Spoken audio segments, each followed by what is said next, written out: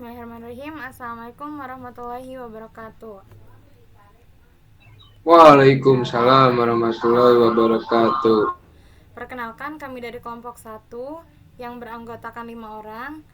Saya sendiri Nurani Fitri dan rekan-rekan saya Jessy Rosyanti, Farhanul Aziz, M. Fatur Rahman, sama Naila Agustina.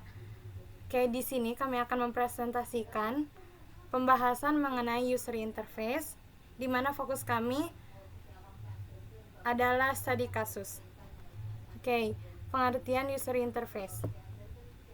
User interface adalah merupakan titik interaksi antara pengguna dan sistem digital, mencakup elemen-elemen visual dan interaktif yang memfasilitasi komunikasi antar manusia dan komputer. UI dan UX seringkali dianggap serupa, namun memiliki fokus yang berbeda. UI itu berfokus pada desain visual dan elemen interaktif yang digunakan pengguna seperti tombol dan menu.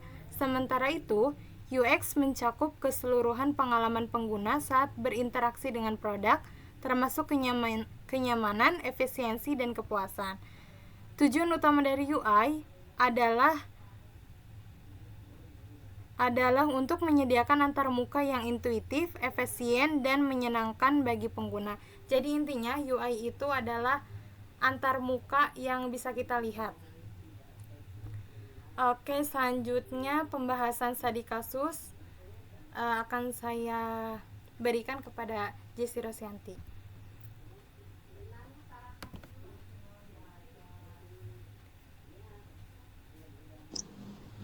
Oke, langsung ke pembahasan studi kasus dalam user interface ini sendiri. Nah, studi kasus yang kita ambil adalah redesign terhadap aplikasi Al-Quran.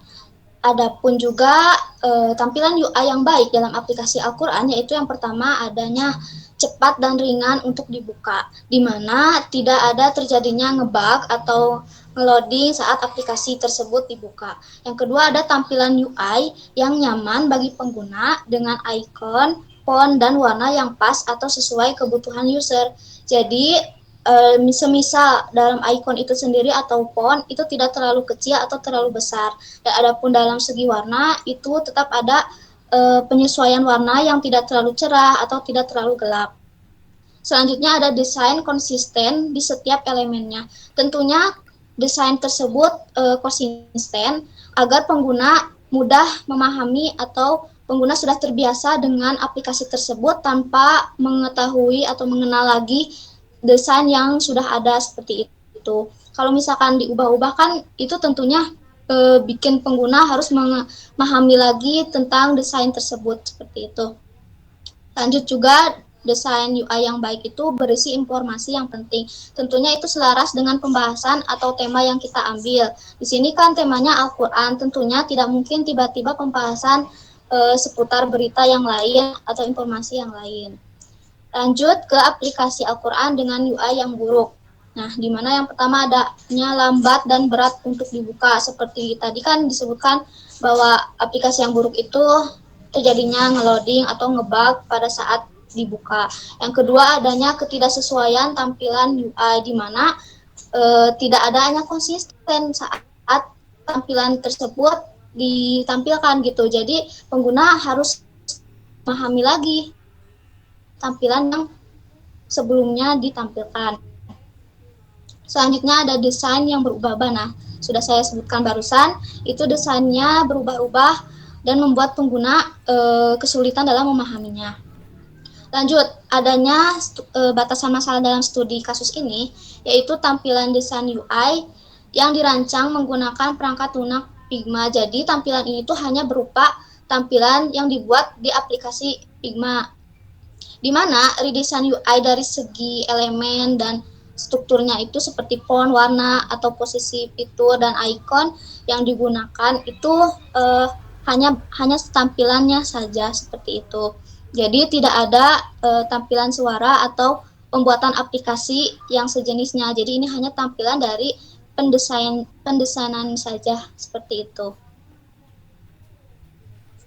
Nah, adapun tampilan di Figma-nya yaitu seperti ini. Nah, ini tampilan Untuk studi kasus yang telah kami buat di Figma, itu tampilan aplikasi Al-Quran yang hanya menampilkan tampilannya saja, desainnya saja. Di mana tampilan yang pertama itu ada yang sebelah kiri, itu tuh aplikasi Al-Quran yang terlihat sangat sederhana, tentunya dengan warna yang terlalu monokrom putih seperti ini. Dan untuk tulisannya juga itu kurang terlihat dalam segi font, itu ukuran dan juga tampilan warna itu kurangnya menonjol. Nah, maka perbaikan di tampilan yang sudah dibuat itu adalah di mana tulisan Al-Quran itu lebih terlihat, dan juga ada fitur pencarian di sini. Pengguna tidak perlu mencari manual, misalkan fitur yang disediakan oleh Al-Quran atau surah-surah yang disediakan. Jadi pengguna tinggal mencari di tombol pencarian tanpa perlu mencarinya manual.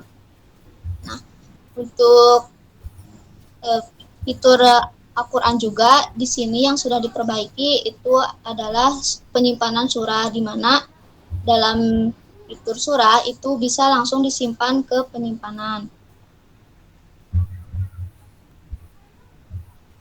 Seperti itu tampilan dari redesign yang sudah kami buat. Di sini bisa di play prototype-nya.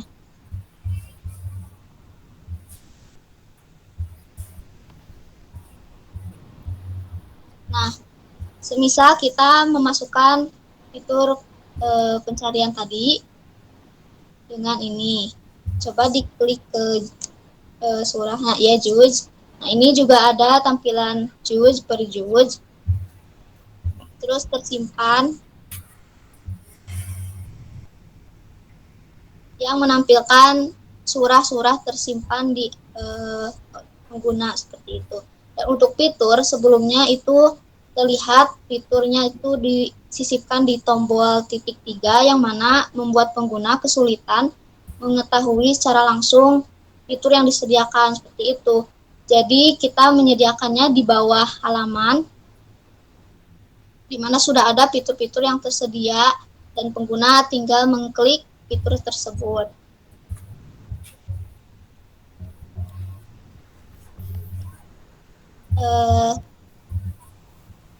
Coba geser di Adil yang fitur di bawah.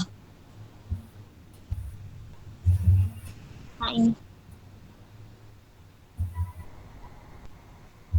Dalam pembaruan redesign ini juga ada fitur waktu sholat dan imsak yang disediakan oleh aplikasi Al-Quran. Salah satunya ini di bulan April yang sudah tertera jadwal sholat selama bulan April di tahun 2025.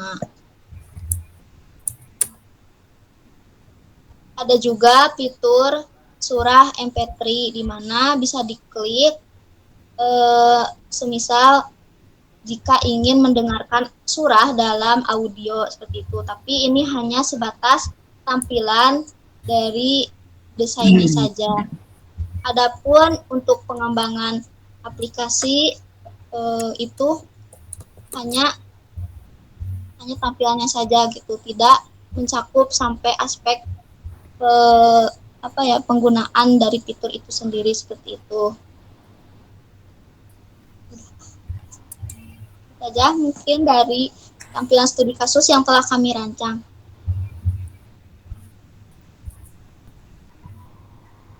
Di mana ini tuh hanya redesign dari tampilannya saja dari aplikasi Al-Quran.